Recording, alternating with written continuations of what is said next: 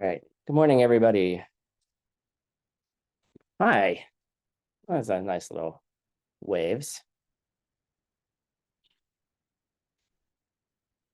I am teaching today just in case anyone gets pissed off that I didn't teach last week.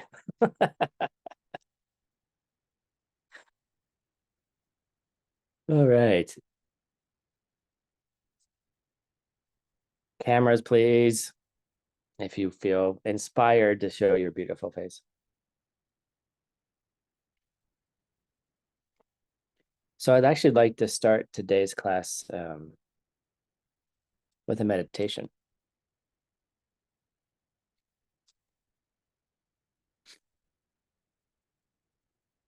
So get yourself prepared. Get in a comfortable seated position. Most of you are probably seated already.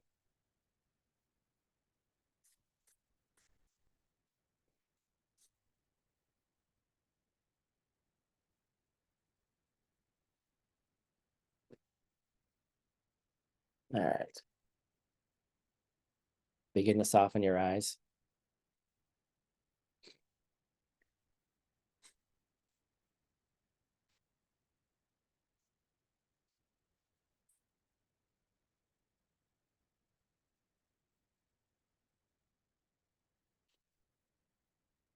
And bring your awareness to your own breath.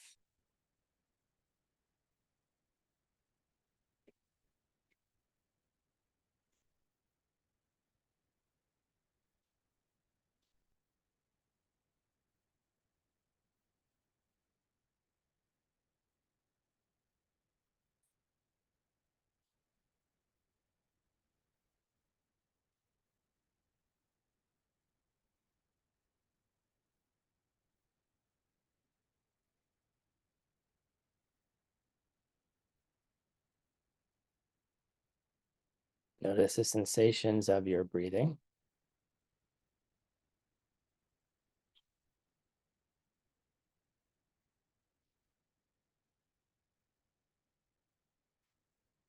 As you exhale and then inhale.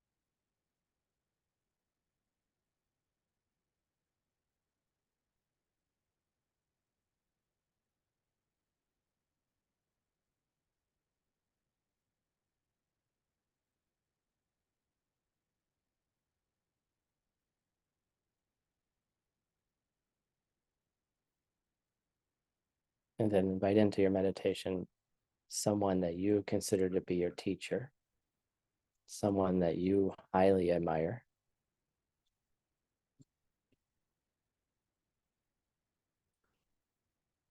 Have them sit with you.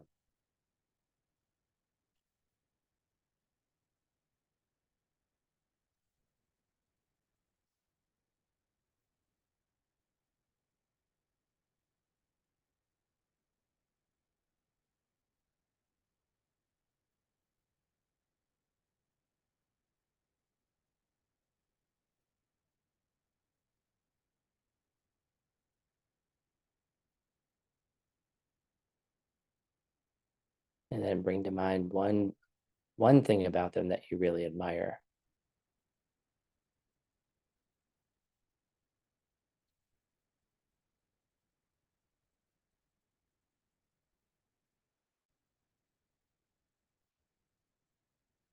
And think about that good quality that they have.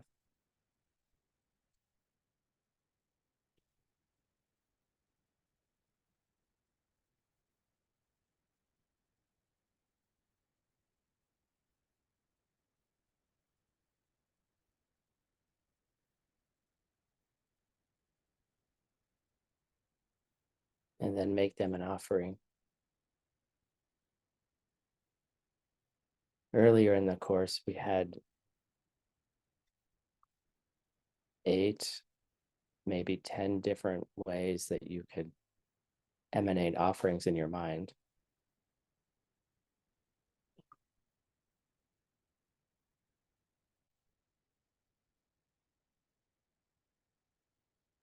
One of the best offerings you can make to your teacher is simply your own practice.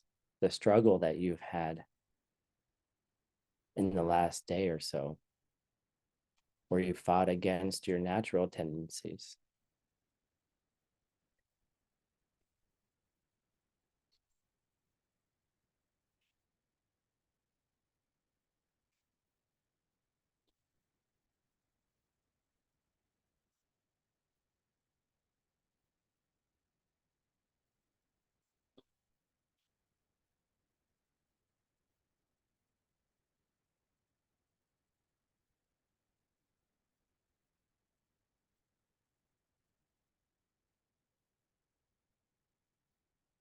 And then let them know something that you're not so proud of,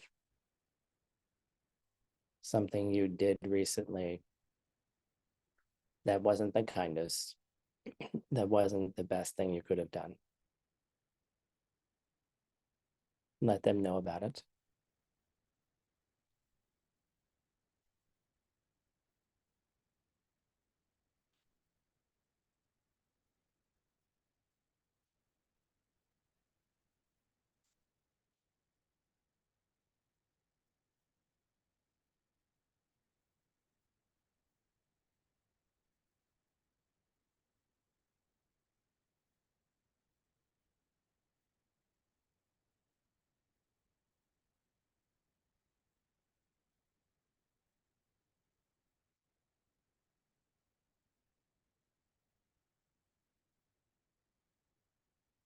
And then also let them know about something that you saw somebody else do, some goodness, some kindness you saw somebody else engage in.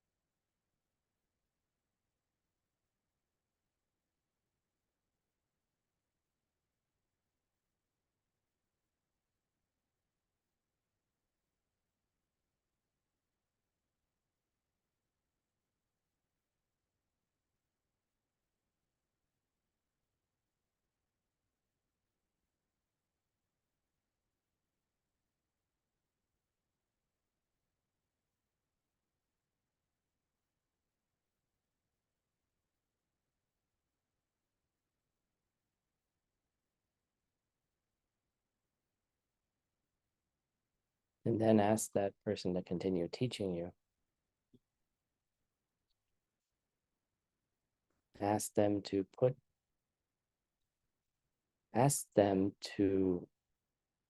help you remove the obstacles that you need to remove to reach your highest goals.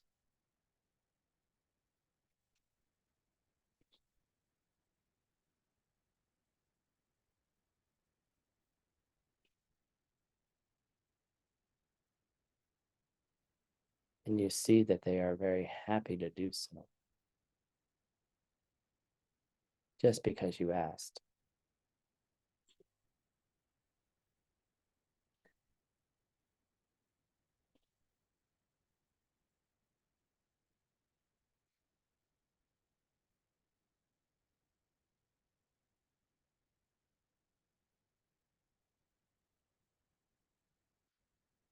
And then ask them to stay as well, to stay close, be close to you.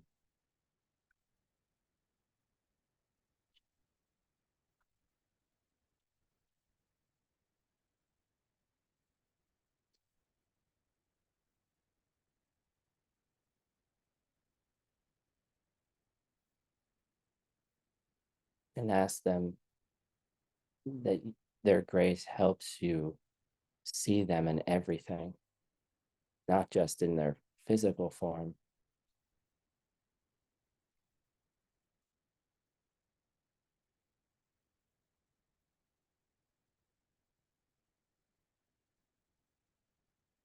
Perhaps in the way that the wind moves through the trees, or through a look that somebody gives you,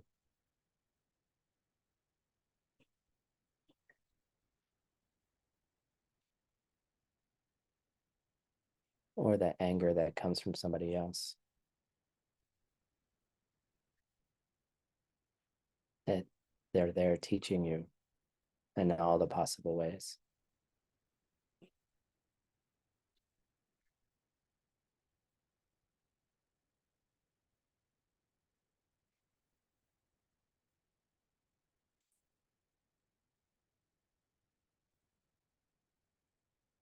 So by asking them to stay, you're actually asking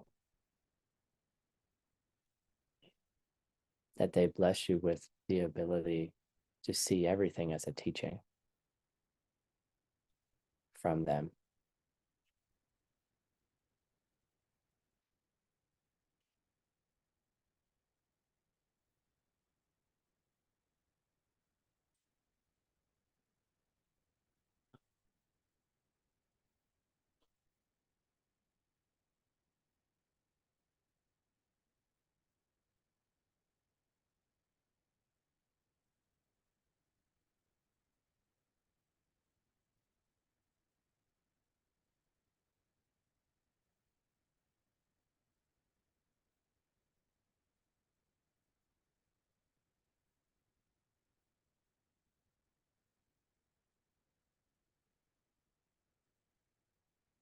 And then you see them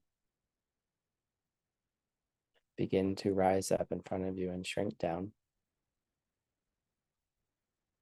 And they come to the top of your head. And they face the same direction as you're facing.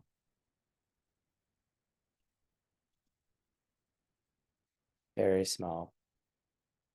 You can feel the warmth of them on the top of your head.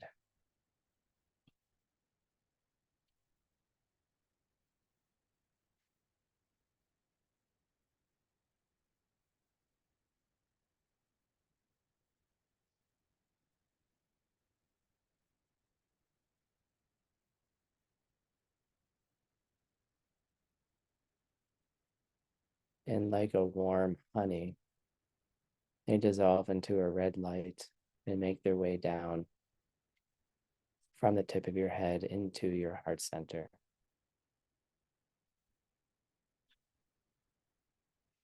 becoming a part of you.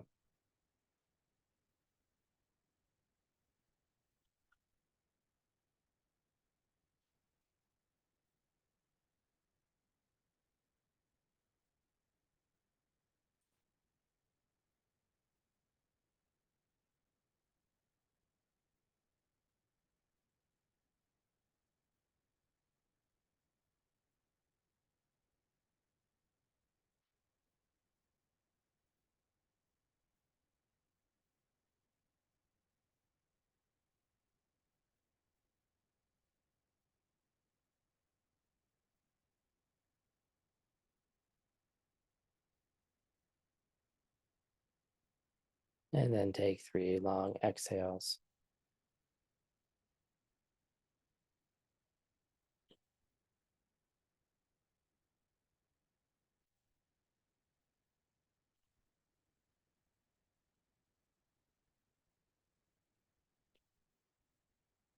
And when you're ready, you can open your eyes.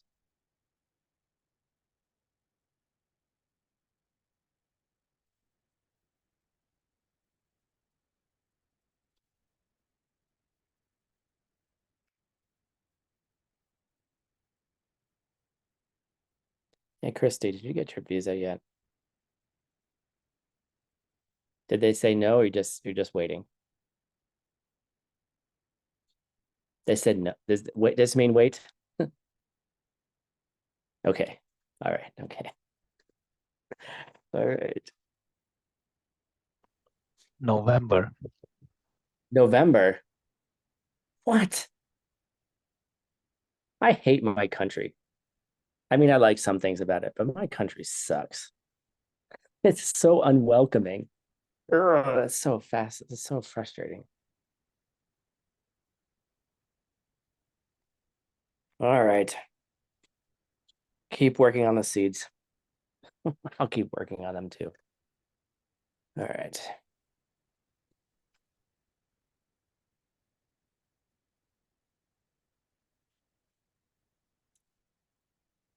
So I wanted to talk today a little bit about meditation, and you'll see why a little bit later. Um, there's two main states of mind, maybe two main qualities or capacities that you need to develop in meditation. So don't lie. I mean, you can lie. I don't care. Actually, I do care. Don't lie. Be honest.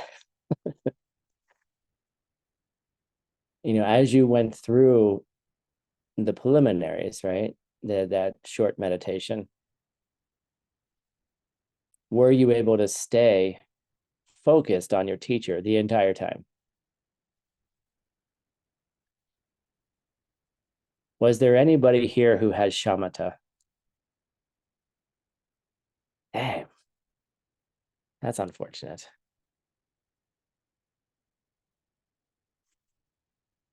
Okay, so, okay, great. Well, Louisa, you're translating. You can't meditate when you're translating. But so in that process of meditation, right, you were asked, or you're asking yourself to focus on a particular object. You're trying to focus on, like, okay, you got the instructions.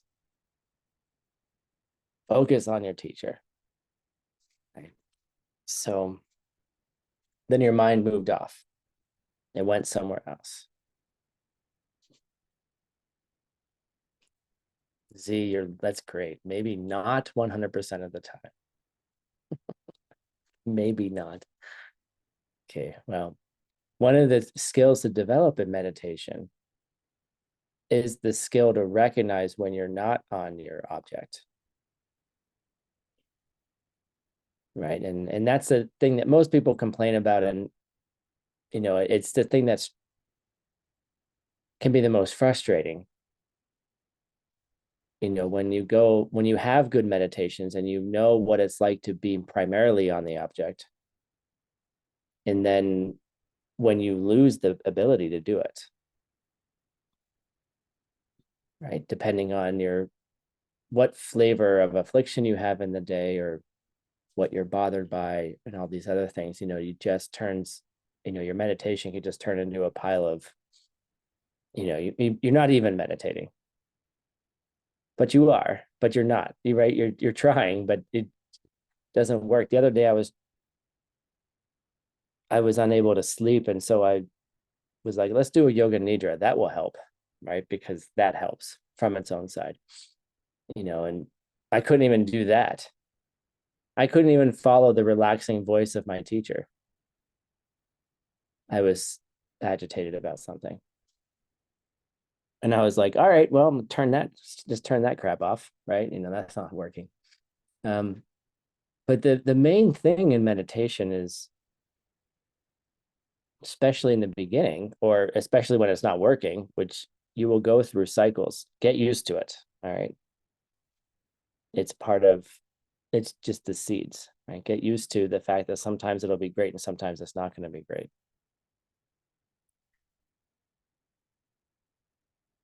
what's going on? Okay, you were asked to look at your teacher. You were asked to do things. You were asked to make offerings or talk about the thing you did yesterday that you didn't like, or the good thing that you did, right? You're asking for teachings, you're asking them to stay, right? In between each of those moments, how did you stay on that? And then where did you go?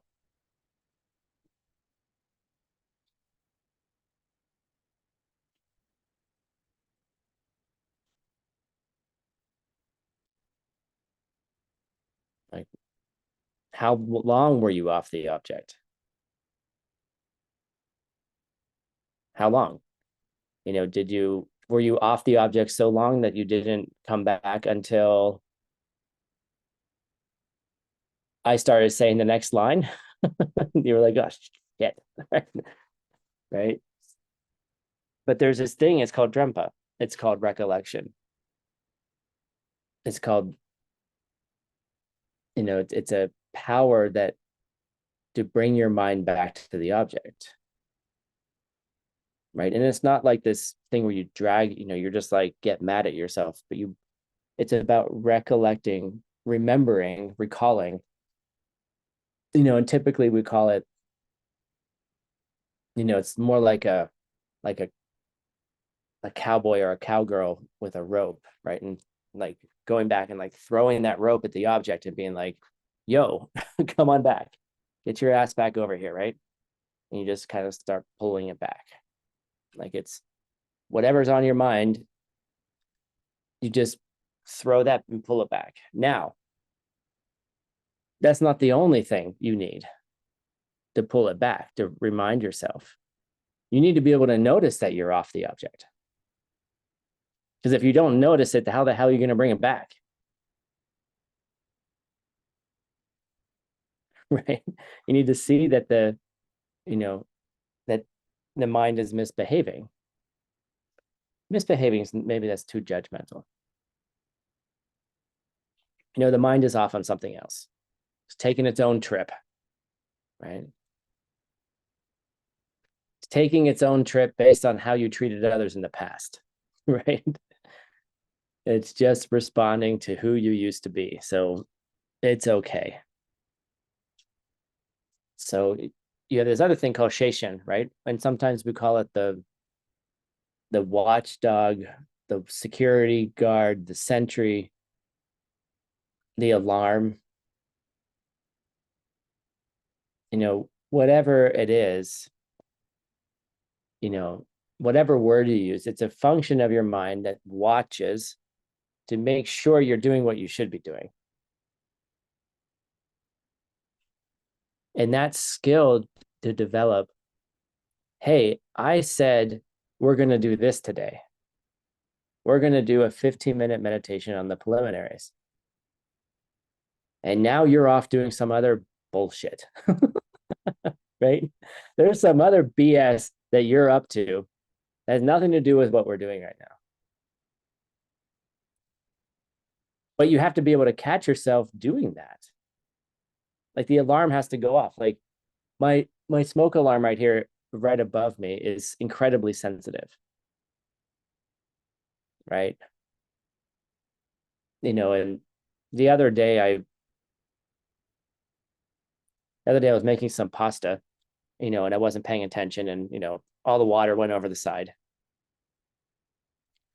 And then while I was trying to, stop all that, some of the noodles fell out. Well, I was making little macaronis, so the noodles fell out and they fell inside the burner. And I just looked at them and I was like, I don't want to deal with you right now. So I just left them there. I left them there afterwards. I didn't even, I cleaned up sort of. I had my dinner and I just sort of left them there. So then the next day when I went to cook breakfast, the noodles burned, right? And so the noodles burned, and then there wasn't any smoke, but the smoke detector went off, right? That's great. I want that smoke detector to go off when I do something stupid in the house so I don't die or don't burn it down, right? And that's the skill that you want to have in your mind. You want to have that, you want that alarm system to show up. to say, hey, we're on something else. It's okay. You're thinking about coffee. You're thinking about donuts. You're thinking about whatever stupid thing you did yesterday. Unless you're in the section where you're confessing to your teacher about the stupid thing you did yesterday. But if you start thinking about it and then you start engaging it, and then you start engaging the story, and you start having an emotional reaction to it, and then you start thinking about the thing you should have said or the thing you're going to say today, because today you're going to be smarter and you're going to destroy the person that destroyed you yesterday. If anybody's a Scorpio, you understand. Then you're no longer on the object, right? Now you're on a trip. You're on some other trip.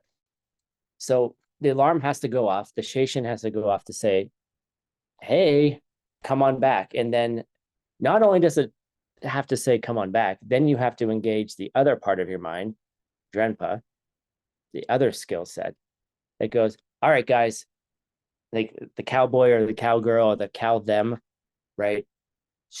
Is like, all right, here we go. Bam, grabs it and pulls it back. Because just because the alarm goes off doesn't mean you do something.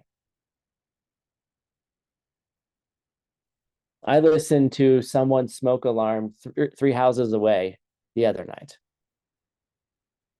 A door was open, beautiful evening, and their kitchen smoke alarm was going off. 25 minutes.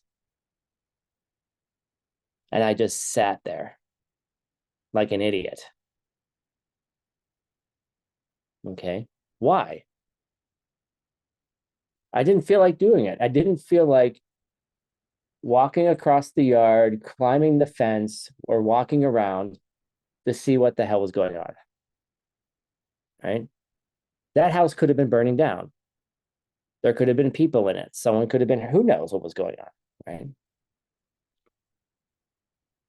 Or someone just could have burned the hell out of their dinner, right? And filled their house with smoke and they didn't know how to turn it off, right? But I didn't jump into action, right? So you have these two sides, right? You have the alarm and then you have the action. What are you going to do about it? You could choose to do nothing, or you could fight the battle. And in meditation, it's about fighting the battle. All right, we're going to go back. We're going to go back. We're going back.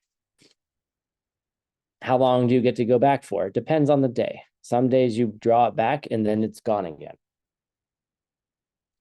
Some days the alarm goes off and you just sit there like a load, not doing anything. You're like, I don't give a crap. I'm going to go think about what I'm going to say to this person later. And I'm going to meditate on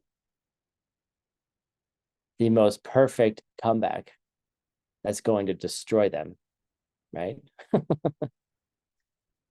Or just reviewing everything and just being upset about it. Or sometimes the alarm doesn't even go off. And then you spend 20 minutes, half hour meditating on something else. It's okay. But these two capacities, Sheshin, the alarm, Drempa, the recollection to bring it back, are two key things in meditation that we need to know about. And we need to develop that.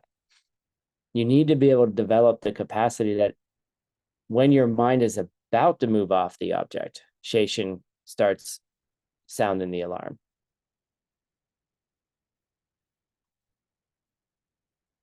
You just feel the rumblings of a mental affliction. You feel the rumblings of something else coming across. You feel it's like when you're you're in the subway and you're waiting for the train. And you can start feeling the rumblings you can start feeling the vibrations of the train way before you even hear the train. Or in New York, you tend to feel like you feel the wind. Like you can feel the subtle movement of the air on the subway platform even before you feel the vibration or you hear the wheels squealing. And that's what you want to feel in meditation. You want to just feel the wind move a little bit. The wind's starting to move, and Sheshan goes, uh-oh. And then your Drempa goes, now we need to come back to the object, or we need to put some of the antidotes in place or something like that.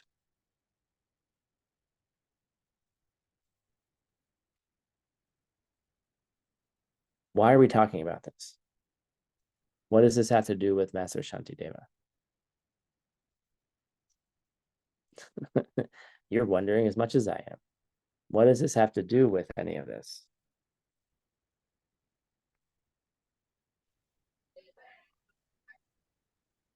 Is that this skill that you develop in meditation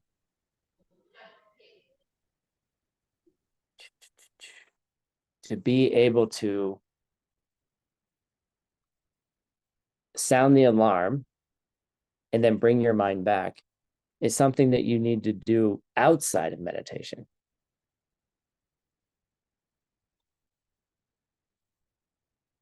When you're just walking around, like keeping your mind in a place of virtue, keeping yourself not distracted, not being drawn towards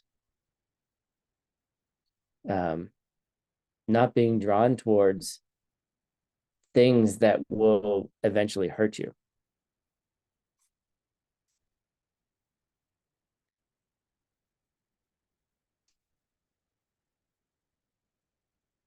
Not doing things that are going to hurt others. Like you get mad at somebody calls you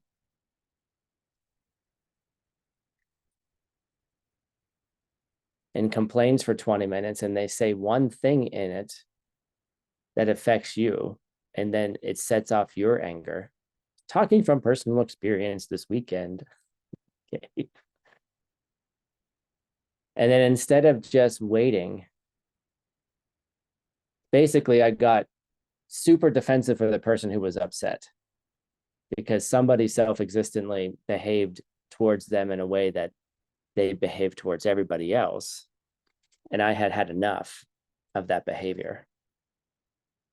And then in the commentary, while this person was just upset, apparently this person said something else that set me off that had to do with me. And it was like this flurry of secrets. Like the person said to the other person, oh, don't tell Tim this. I need to have a conversation with him. And the other person told me, don't tell this person that I told you what they told me not to tell you. So now we're already in a circle of secrets. All right. And it was so dumb that it was even in it in the first place. Yes, it was full moon anger, Jackie. It's exactly what it was.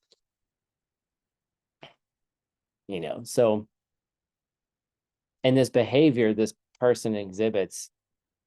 So if I didn't get angry, if I had kept my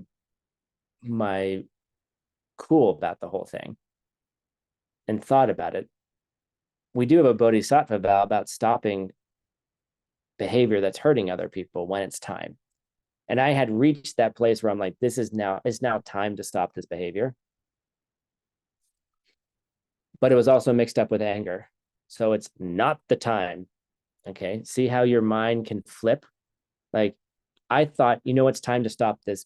This is just not cool anymore. But it was not the time because I was angry, because I was defensive of this other person who was appearing defenseless, who was just doing what their teacher was saying to do. And this is exactly what your teacher will do. They will say different things to different people, and get them to start working together, and they will have different instructions, and then they will get mad at each other. Why? To purify the anger that you have. And then they sit back and they go, and they just watch us. And they go, well, that both of them still have anger issues. Okay, we know this now, right? How well do they deal with it? How well do they harmonize it? How well do they come back? Like, do they come back and criticize you as the teacher? Right? Then you go, ha, ha, ha. Now I see what's going on in there. But yeah, it wasn't the right time. It wasn't the right time to say something. And so then the way that I ended up responding did not go over very well. Right? It didn't go over very well at all. And it wasn't until the next morning that I was able to see what had happened. And I apologized for the how, but I didn't apologize for what I said. Because it needed to be said, and actually what was said was actually heard. But of course, my anger and my tone and the choice of words was not the cause for them to hear it either. The fact that they did hear it was because I've listened to other people when they've told me that I'm unaware, I have blind spots, and I'm unaware of how I'm behaving and how it affects others. So I kind of failed this weekend, but I was like, my thought was, yes, this gets to be a story in class. I was like, and then I was like, oh, were you a teacher to teach me so I could teach this later? I tend to have these experiences right when I'm teaching them. So it's kind of fun. But these are the things that Shantideva says we have to do when we take out. You have to be able to keep your mind on the virtue, keep your mind on restraining your behavior so you're not breaking your vows. And I hate using that word, break your vows. Don't worry about that. Keep your mind, restrain your mind from doing things that will eventually hurt other people, i.e., hurt yourself when the karma ripens back on you.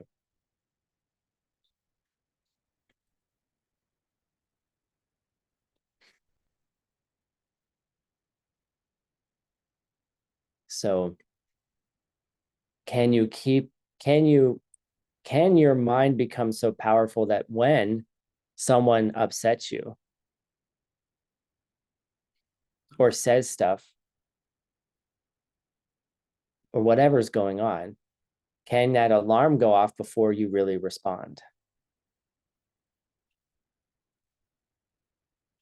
Can you catch yourself before or during or after, right? And that's the whole point of a lot of our practices, is to develop the skill to reduce the time between, well, first of all, it's reducing the time between input and reaction. Okay. Stimulus response.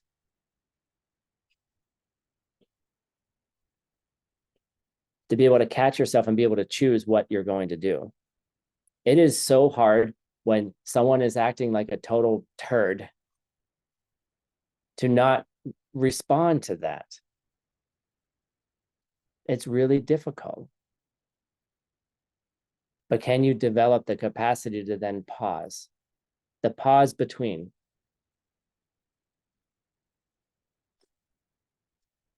I met someone a couple of weeks ago, and the first thing, I was a brand new person, and I just asked them, what have you been thinking about lately? And she was like, oh, that's a cool question. And she said, I've been thinking about the pause. I was like, what? She's like, the pause between input and response,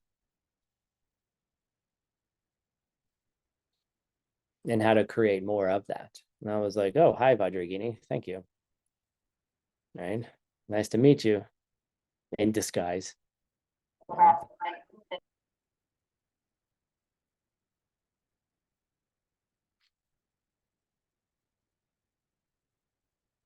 So Master Shantideva says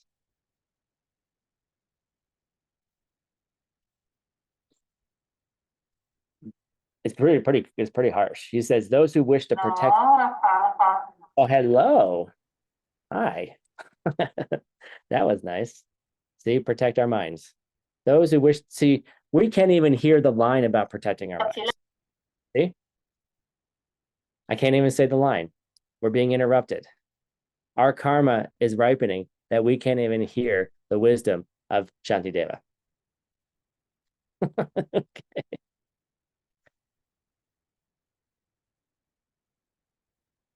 Let's see if we have the karma now. Those of us who wish to protect our minds. Okay. That we need to maintain, even at the cost of our own lives, our drempa, our recollection.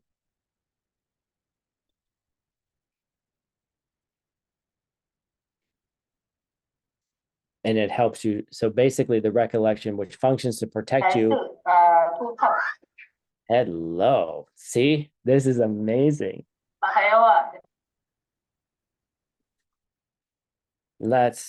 You know what we're going to do? We're going to try something different. Let's put it in the chat.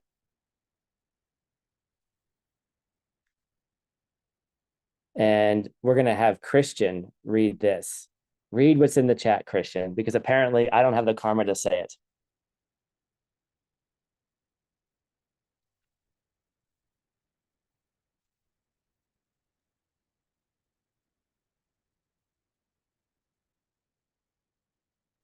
So those of you who wish to protect their minds should do whatever they can to maintain, even at the cost of their lives, their recollection, which functions to prevent you from forgetting a particular virtuous object of the mind, and their watchfulness, which examines what is happening with the three doors of expression at any given time.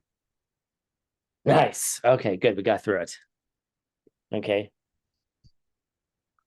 Right. So we need to, our recollection needs to, not, when we forget a particular virtuous state of mind.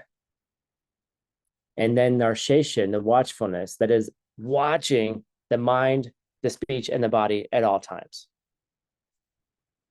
Like even the way that you gesture. Like this, the tone that you use, the thoughts that are behind it. You're watching those feelings. You're watching those things. I have a particular thing. It's really kind of dumb. My AI assistant tells me that I use an uninclusive, offensive term. Okay. It's not really that offensive, but I oftentimes, instead of when I refer to a group of people, I say, you guys, right? Right? Which is, when I grew up, was a generic word for everybody. But you guys is, you're not all men. You're not all identify as men, right? Guys are men, right? Then if I say guys and gals, right? Well, again, you know, it's basically one of those things that the AI is telling me to change this. So I'm like, I'm not particularly worried about that phrase, but I'm like, okay, I'll change this. So I have this, I'm trying to use my watchfulness and recollection to change this one word that's really not that big a deal, because it's not really that offensive. But it's fun for me because I forget all the time. Literally, I forget all the time. And the thing that Janet put in the chat, yins is the plural of you in Pittsburgh, where I grew up. Yins guys. Okay. What Yin's doing, you know, so it's very colloquial, and it's only a very small part of the world that uses that word, like use. Some places use use as a plural, you, which is kind of silly that English doesn't have that. So that's why we say you guys, y'all, yins, you guys, right? Because we're we're trying to find a way in the language to create a plural that doesn't exist, or in many other languages it does exist. But I can see how it could offend some people. Anyway, but the point is can I watch my, can I watch my language? Can I watch my mind? And that's why we did our meditation today. And that's why we're spending so much time on it, because that's how you keep your vows. That's how you keep yourself planting good seeds. That's how you prevent yourself from planting bad seeds. Watch the irritation that arises in your mind.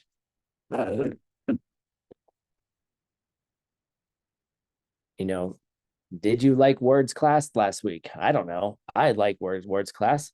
Did you not like words class? I don't know. Like, that's your seeds. Okay.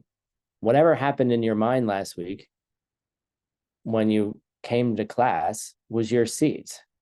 Then how did you respond to it? Like, were you able to put a pause into it and be like, ooh, I don't like this teacher, or I love this teacher. I'm going to go study with them. I don't like Tim anymore. I like them. Or, you know, I like both, or I don't like either, or why is this happening today? Like, all of those things, like, what happens when you have what do you do when something happens? Good and bad. Thank you.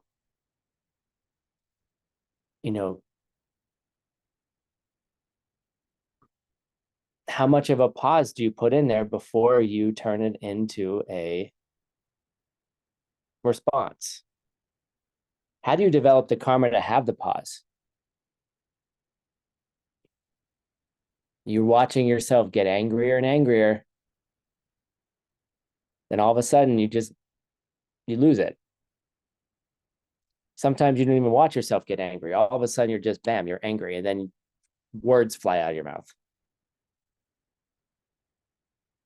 Or in my case, out of the tips of my fingers into a Telegram chat. That's even worse. I'm going to tell you why you're being a jerk. And you can't respond to me. I mean, you could respond later, but you can't respond in the moment. Like, that's even more cowardly. Don't pick up the phone and be like, why are you being a jerk? You're like, ha ha ha, you're being a jerk and I'm right. And then you don't go back into Telegram. Oh, I didn't read your message. I'm sorry. You were mad at me. I was right, but I didn't see how mad you were. Right.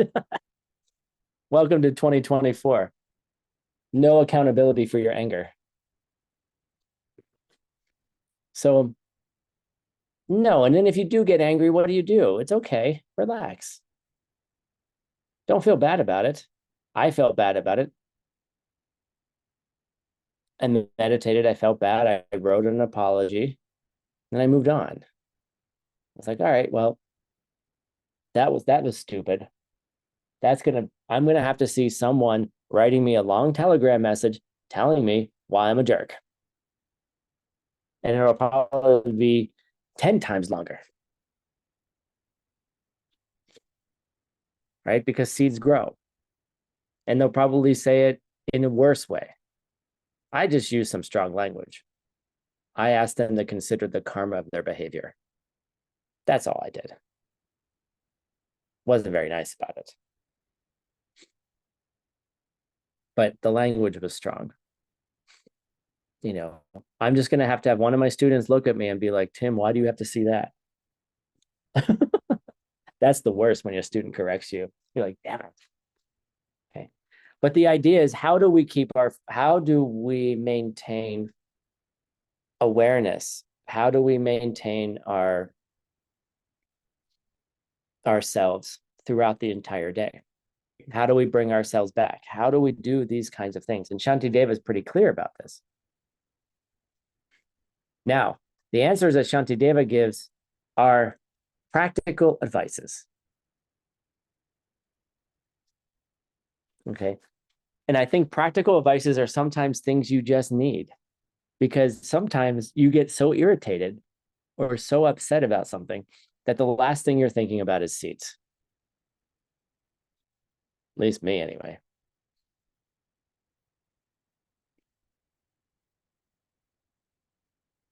At least me, anyway. So these are things to do that can keep your mind, and they do help. They can keep your mind more focused. All right. So there's four main things. Like, what should you be doing during the day? And this is from Shantideva. All right. There's four main things to do. Well, when it comes to your eyeballs. Okay. So the main thing, and we have to think about this a little bit. The main thing is what you do with your eyes when you're just walking around.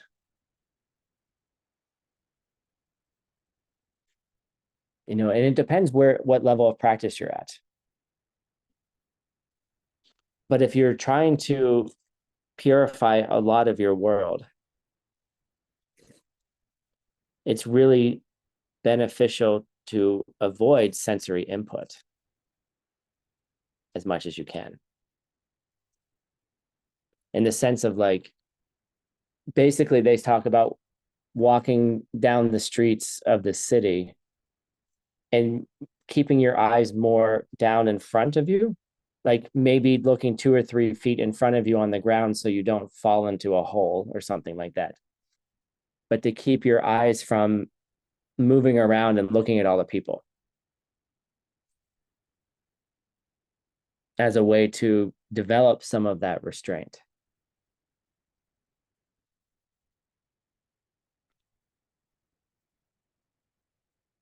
But then Shantideva is like, well, what do you do when you get tired? Like, or what do you do when you run into people? Should you ignore them and be like, don't look at me? Like, when we do 1 day vows, at retreats and things, the idea is that we don't look at each other's eyes, because you start communicating with people, and if you have particular kinds of afflictions, while you're dealing with the karmas behind them, trying to avoid them at all costs is probably the best way to go. Like, but what happens? Okay, so you get, you're looking at the ground. What do you do when you get tired, right? Because you're actually putting a lot of energy into focusing on looking at the ground. It's actually less energy to look around at the city, right? It's a lot less energy to do that versus be like, I'm practicing my Sheshan right now. I'm practicing my Drenpa. I'm keeping my mind on a virtuous object while I'm walking around. Walk around the city trying to think about your teacher while there's 55 billion people walking by you. Right. Now, when you're driving your car, don't do this because it's not safe. Z, when you're doing an Instagram post, all right? Make sure you're looking at the road. Don't not look at the road when you're driving. That's dumb. Okay. Use your common sense. But if you're practicing this and you're practicing watching your mind and your body and your speech, and you're looking, you're just looking in front of you, after a while, you're going to get tired. You're concentrating. Right. And so it's like, what happens when you get tired? Like, you lose the energy. Right. And that's what happens in meditation too. When you've concentrated for too long, then your mind starts going off on other things. It's like exercising a muscle. It's like building your biceps, right? You're like, look at that bicep, right? I'm doing all these, doing all these pull-ups, right? And then I get to like, 10 pull-ups, and like on the 10th one, I'm like, the whole body starts shaking and you're like, I can't do this anymore, right? Then you're done. It's the same thing, right? Your mind can only concentrate for so long. So what do? You take a break. That's what he says. Rest your eyes, take a break, look up, stop thinking about virtue. Look up at the sky, look at the trees, look at the other people, like relax a little bit and then go back to it. Right. So like you're moving, like you're intensely focusing on planting good seeds all the time, and then take a break, come back, take a break. That doesn't mean when you take a break, be an asshole. That's not what I said. Okay. But when you take a break, release the concentration, release the energy. Don't get loon. Don't get, don't hurt yourself. But you're developing that bicep. I'm so happy I don't have my t-shirt on so you can see how little bicep I have, right? That bicep just gets stronger. Look, you can kind of see, like, there it is, right? A little bit there. Your shashin gets stronger. Your watchfulness, your recollection gets stronger. And eventually gets to a point where your weird things start happening. Like, as you're about to do something that's wrong, some other good seed or some other distraction comes in and stops you. Something happens to stop you from doing the bad thing you were about to do. My teacher is excellent as they can see before I'm going to do something, and they will distract me. I remember a time this is a bad seed. I was at a retreat because I wanted to be there and I didn't want to be at work. And I was supposed to have a staff meeting. And I was like, I'm here. I didn't tell them. I didn't tell my boss. I'm like, I'm at the event. I'm at, I'm at this retreat, having breakfast with Geshe Michael. Like, here I am with my teacher. I'm doing the most virtuous thing, and I'm about to lie to all these people. And I picked up my phone. It was about time for the staff meeting to start. And I picked it up to be like, blah, blah, blah, blah, blah, blah, right? And then Geshe was like, hey, I want some breakfast, Tim. Can you go get me some Cheerios? I'm like, okay. I get up and I run over and do what my teacher says, right? Go make him some Cheerios. As I'm like making Cheerios and getting the fruit ready, and I'm like, I'm happy. All of a sudden, I realized that he interrupted the affliction. And I was like, by the way, don't do that. Don't make commitments. Don't not keep your commitments, even if, what I'm saying. I had a commitment to work, and I was like, oh, but Dharma's higher. I should skip my work. Okay, yes, technically, it's the higher thing to do. But I was lying my ass off, right? So, yeah, so I realized that he interrupted my affliction. And so then I'm like making breakfast crying of how beautiful it was that my teacher did this, right? And trying not to cry in his Cheerios. And so I bring him his food and I sit down, and I still have a meeting in 2 minutes. It's like, well, I'm clearly not going to make it to the meeting because I'm 4 hours away at Diamond Mountain from Phoenix.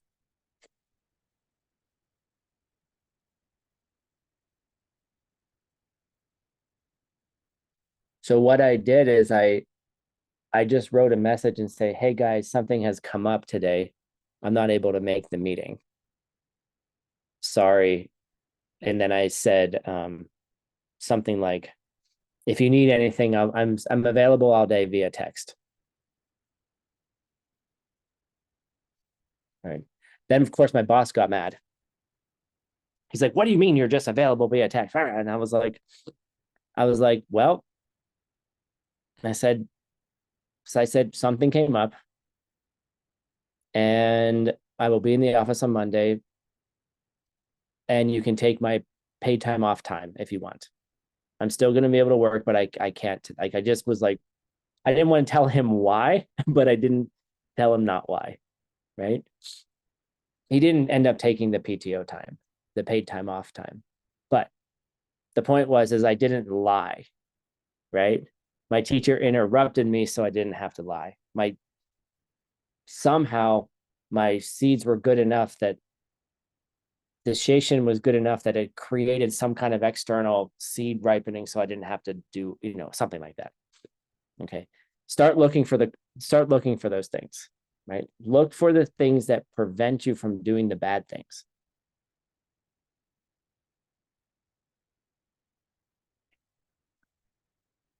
That's cool when that happens. That's cool when that happens. So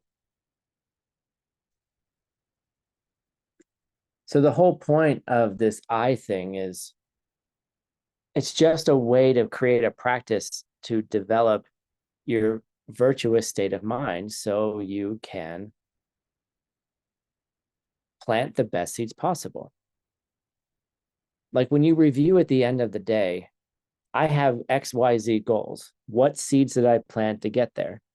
Oh, did those things. What seeds did I plant today that are going to block my success? Well, Tim, you did these 10 things today. Shit. Okay, good. All right. So let's work on those things. What patterns are coming up in your life, Tim? What are those 10 things trying to tell you? In what unconscious ways are you continually to plant the seeds that help or facilitate blocking your goals?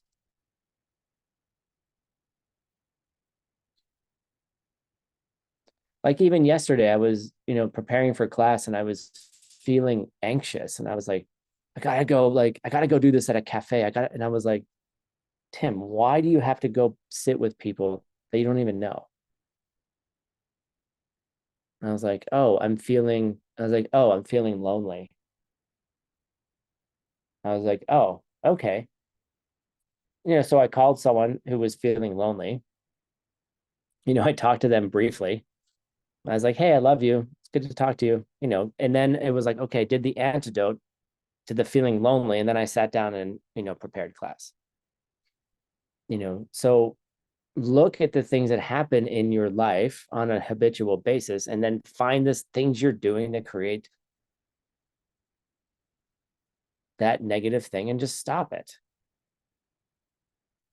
Feeling lonely? Go call someone who's lonely. Feeling irritated all the time? Feeling lack of self-confidence? Feeling like a failure today? Just talking about myself. Okay. So then just do something different, right? And the funny thing about oftentimes these states of mind that come up is they have no basis in actual reality. Like if I were to say to you, that I've been feeling like a failure lately, all of you would be like, I bet, like, you'd be like, what are you talking about? Yeah, you've made mistakes, Tim, but are you really a failure?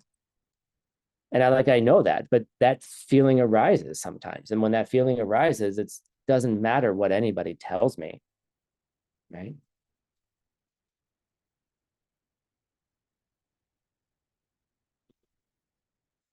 Like it's weird. Like I've been planting seeds to have more free time, to be able to teach more, to be able to study more, to be able to travel more, to be able to have more freedom, to be able to translate more.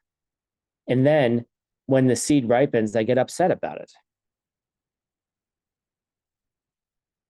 Right? Because the seed doesn't ripen the way you want it to. Right? I have freedom now. What does Tim not have to do anymore? I don't have to spend half of my day fielding phone calls at a hotel anymore. Somebody else is taking care of the hotel and paying the translators now. It's amazing. Freedom. 5 years of running a hotel. Beautiful, right? It's wonderful. Did a good job. I can tell you all the good things I did. But because I'm not there anymore, and it wasn't really a planned transition, but it's fine. They hired someone who is in the Dharma, who has more hospitality experience. I'm being given the opportunity to do more of the things that I want and have more of an impact versus, being stuck in a high-end hotel, fielding technology questions and people being upset at each other because someone didn't put the mop away where they should have. This person said this to me. This person said this to me. Like whatever. Just get over it. Where this person's, it's like, but I worked the seeds there. I worked the seeds there for 5 years. It was a beautiful karmic sandbox. Yet I feel like I'm some kind of failure because I'm not, the plans that I had for it aren't going to come to fruition. I had plans to triple the revenue in the next 3 years. Right? Here's me like spending all this time, which we're going to talk about in the Lam Rim class about distractions. It's beautiful. Okay. But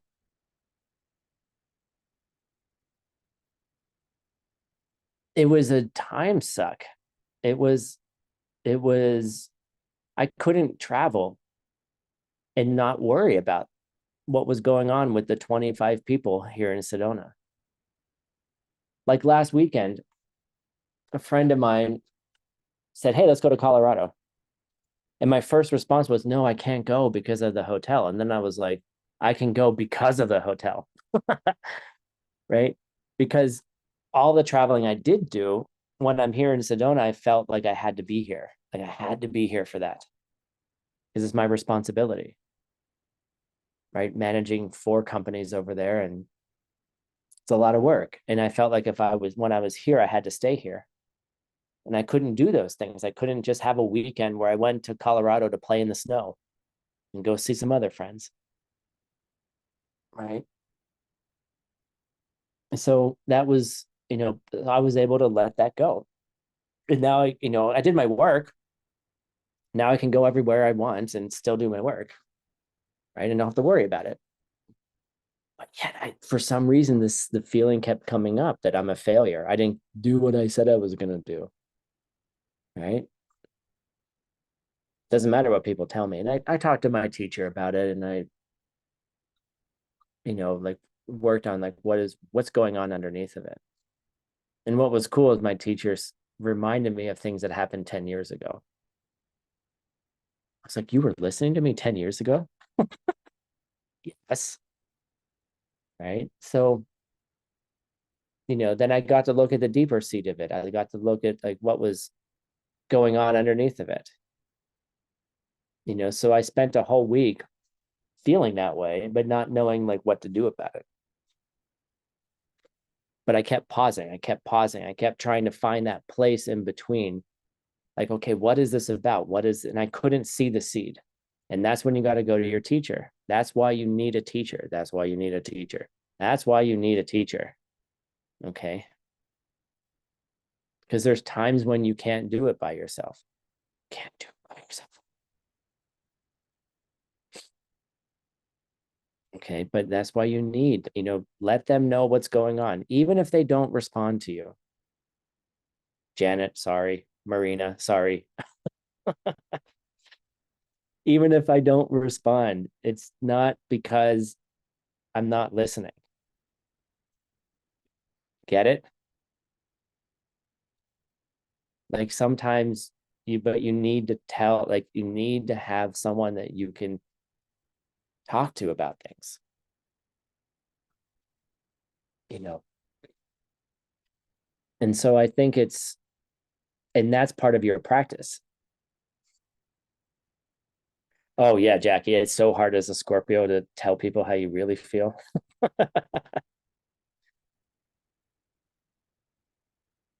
At least I have some Aquarius in me, like at the moon. So at least I have some empathy. I'm more emotional than not. So anyway, self-existent astrology. Astrology is also a distraction according to the Lam Rim. No, but the point really is here is, can you develop that watchfulness all day long? Watch your mind, watch your mind, watch your mind. And when your mind is bananas crazy, it's just bananas crazy. you know and then you develop that skill day in and day out, then you don't have to walk down the street just looking one plow length of a plow in front of you. That's their measurement, the length of a plow. Okay, because that's all they had, right? you know One car length, look about one car length in front of you.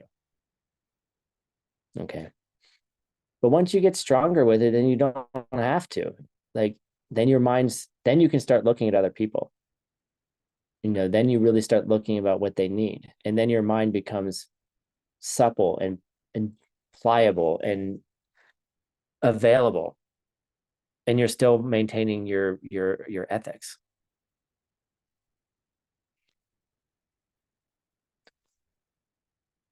Anastasia, did you make that video with Geshe Michael where he was talking about Buddhist practice, where he was like, Buddhist practice is just sitting with your failures? What I said? Oh, I'll find it for you guys. I'll find it during the break. It's a short video. It's basically about saying that is Buddhist practice. Like, The your Buddhist, struggle. the struggle, right? Yes, the struggle, right? It's just the struggle, like, where you're like, this person is fucking irritating me. There, nice, Yasheng. Go watch that video during the break. Like, the person is just pissing you off, or you're just like, right?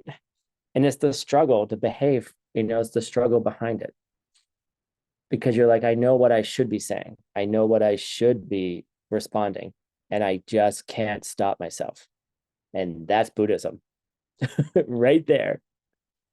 That's Buddhism right now, the struggle. Oh, by the way, so then once you finish resting your eyes, okay, okay, so you're focused, you're tired, you look up, you say hi to people. Like, don't ignore people, by the way. Like, if you're doing this practice, say hi to them, smile, and then go back. All right. And so it becomes this loop of strengthening your mind, relaxing, strengthening your mind, it's like doing repetitions at the gym. All right. You can only do 10 pull-ups. Don't do 12, because then your arms will fall off. Right. But then do 11.1, 11.2, and then eventually you're doing, you get yourself back up. The same with your mind, until it becomes an all-day practice.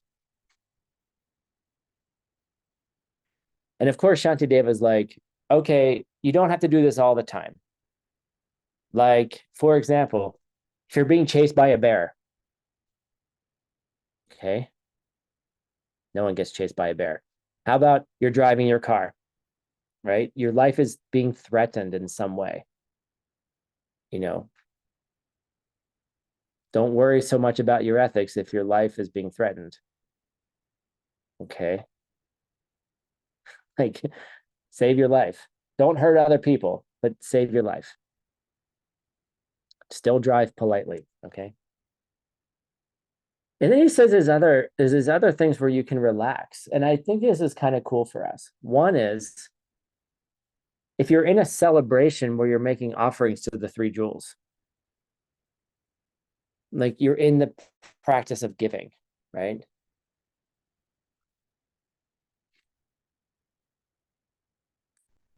Or there's something that you're doing that's of great benefit to others.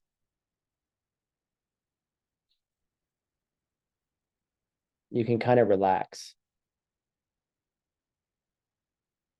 And this is a really important practice.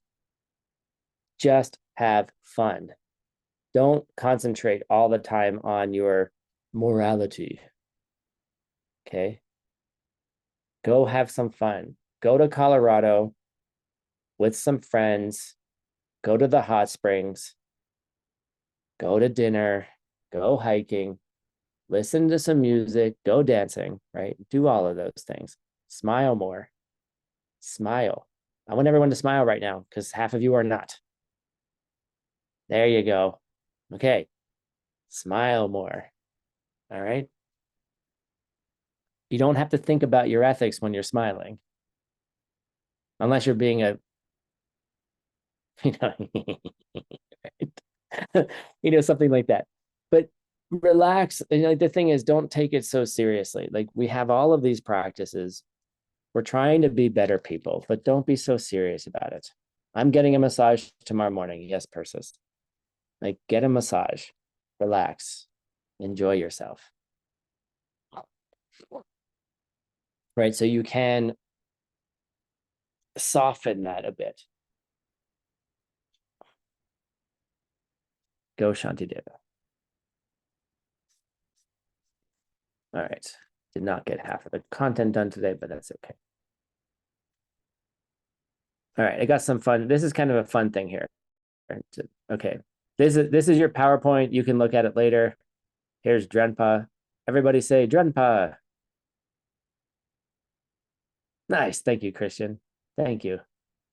There's your recollection. And there's your Sheshin. Everybody say Sheshin. Geshe. Thank you. Someone even turned on the microphone. Geshe. Right. Geshe. Geshe. Excellent. Okay. This is the practice of looking down at in front of you when you're walking.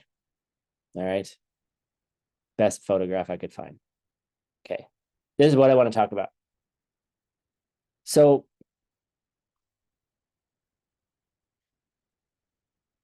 we're, as bodhisattvas, we're doing all this work, right? When we're talking about how we're behaving in the world, like there's 6 perfections, like perfectionizers. We call them the 6 perfections, but it's really a perfectionizing practice. So what are those 6 perfections? First one is generosity or sharing. Sharing the things that you have. Understanding, part of the perfectionizing of generosity is understanding where things come from. Okay. The second one is your ethical way of life. The way that you choose to behave, which is kind of involved in all of them. So it's really interesting when we think about it. Sutra. The third one is your patience, meaning not getting angry when you would normally get angry. Like when I got very defensive about my friend, right, who was upset with somebody else, and the whole thing just blew up. Joyful effort. Maintaining joy during hardships. It's also a great thing to do, like for leadership, enjoying what you do. But it's about maintaining joy in the face of difficulty, which is why I went to Colorado this weekend. Even if you're feeling like crap, go have fun. Fifth one is concentration, meditation, the perfection of meditation, which is why we talked about it today and did do a meditation. The practice to keep your mind focused on what you want it to be focused on. Like joyful effort, patience, ethics, and sharing. Generosity.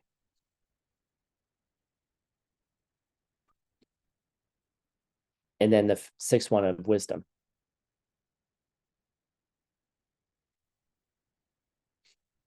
All right. So how do these lead to each other? Right. So there's a logic to these 6 in the order in which they are presented and how one leads to the other. So you have to think about it. So first one, the perfection of giving, right? What that perfection of sharing, well, what that really means, is like you're not really attached to the things you have. You're not concerned with your possessions. The other day, I was irritated because I couldn't find something that I needed. And it was really down. I had a headache, and I have this thing that's like a cold thing I put in the put in the freezer, and it's like wraps around your head, right? And it cools your head down. But I couldn't find it, and I was so mad. I was like, "Where is this thing? Where is this thing? Who took this thing from?" And then I realized that I'd given it away because I wasn't attached to it. Someone else needed it. So anyway, it was like, don't worry about your things. You know where things come from. And honestly, they say that this naturally leads to the perfection of ethics. And honestly, of all of them, I don't quite understand this. And maybe you can think about it. How does being generous and perfecting generosity, not being attached to things, understanding where things come from, why you had the thing in the first place, leads to ethics? Maybe you can think about it.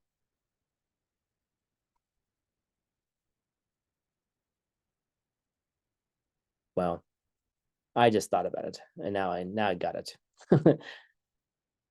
You should think about it, and I'm not going to tell you. So ethics naturally leads to the perfection of patience, because you're restraining yourself from negative deeds. Of course, it's going to lead to patience, because then you won't have anger arising. You can tell how good your ethics are by how patient you are, meaning how much you don't get afflicted by things.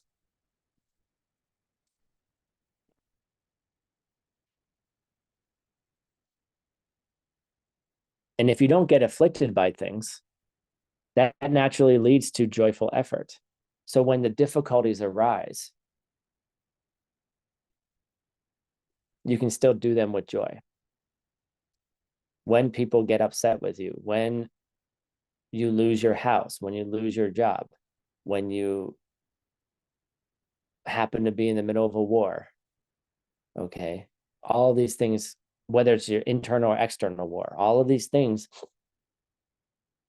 you don't get affected by them. Sure, they're still happening. Of course they're happening. But you don't have as many afflictions around them. And then that pushes you to make more and more efforts in the Dharma. You become more and more single-pointed. Your mind becomes more and more focused on doing the best things you can do, avoiding the things that are going to harm others and yourself. So that leads to meditation, right? That leads to single-pointed focus.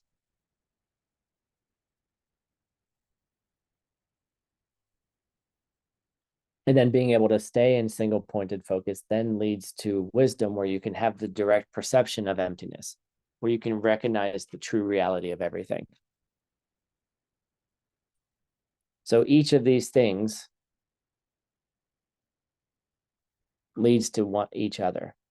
And in fact, like the more wisdom that you can put into all of those, the faster those six go together.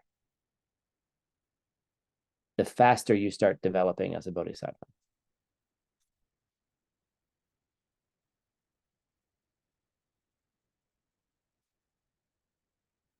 So, and finally, I said this in the very beginning, so we're just going to end with this as well, is when these things happen, when afflictions arise, ignorant liking, ignorant disliking, pride, conceit, focusing on other people's problems, deceptions, overly praising yourself, criticizing others, yelling at somebody, arguing.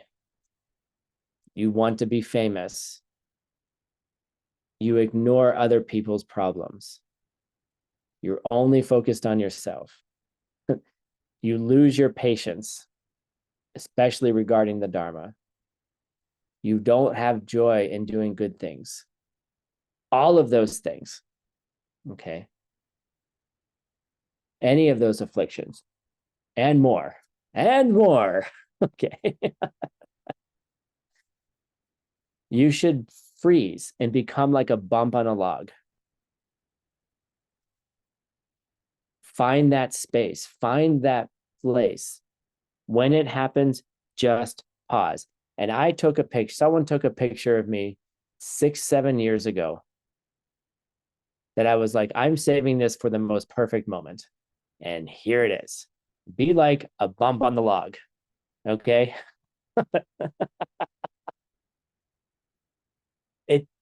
Don't move, right? Don't move. Don't be just be a bump on the log, okay? When you're liking things ignorantly or disliking them ignorantly, when you're prideful, when you're about to argue, when you're about to tell someone they're being an idiot, when you're only focusing on yourself, just be a bump on the log.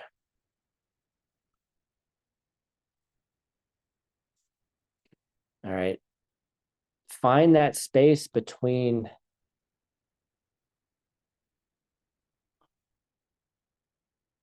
the incident and the reaction.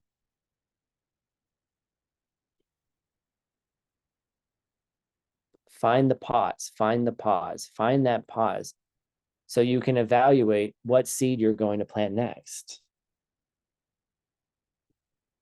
And sometimes you can pause and then your affliction becomes so strong that you still write the telegram message. And then you use Dharma as a weapon. You should really be considering the seeds that you're planting here because it doesn't go anywhere good.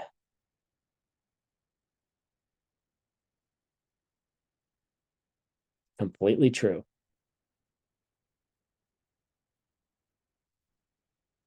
And yes, the behavior needed to stop, but the way it was stopped was not appropriate because I was angry. I wasn't in a place of I'm trying to help you. Even though those words were coming in my mind, it was also mixed up with anger. Oh, I'm just helping. This is how anger justifies it. I'm just helping you because you were planting bad seeds. Watch yourself. Watch what you're really saying. Watch it. Careful. Are you we call it in English virtue signaling.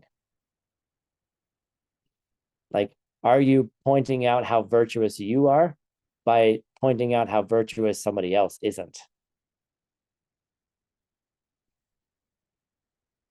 And yes, there's a time to have a conversation. And yes, there's a time to point out that you're seeing things that could be hurting them. But, there's other times when it's just infused like a very good tea, like just your angry tea. Like your tea is just full of anger. And you're like, I'm better than you, and I'm going to tell you why. And because I'm such a better seed planter than you are, so therefore you should listen to me because you're planting bad seeds. You see, like there's a difference. It feels very, very different. So yeah, that's Shantideva. Shantideva's some advices on what you can do when you're in a mental affliction attack. Like that is what we say, right? It's like mental affliction attack. You're being attacked by who you were previously. Anyway, and if you can understand that, then you can just be the bump on the log and just wait. Last thing, the way that I like to deal with it is when something happens, imagine, okay, it's just a big pile of cow poop that landed on your desk, right? Do you ever watch a cow poop? Imagine that's what happens and lands on your desk, right? And it's sitting right in front of you. Do you try to get the cow poop off your desk right away? Yes, it stinks.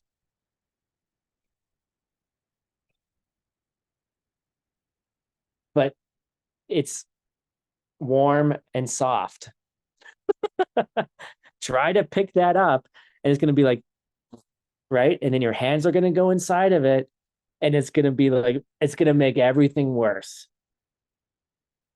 Okay. Or do you just let it sit there and dry and get hard? And then once it's ready, you just get the scoop, you go, bloop, and then you can just like, throw it away. Okay. That's the bump on the log. Wait for the poop to dry.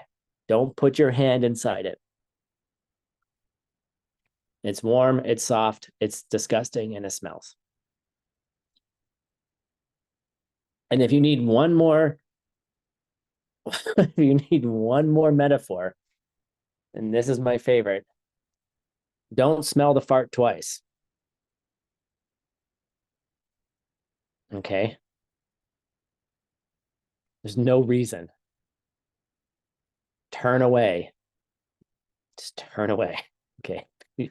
Be like a bump on a log. Just turn away. Let the room air out. And then deal with it, okay?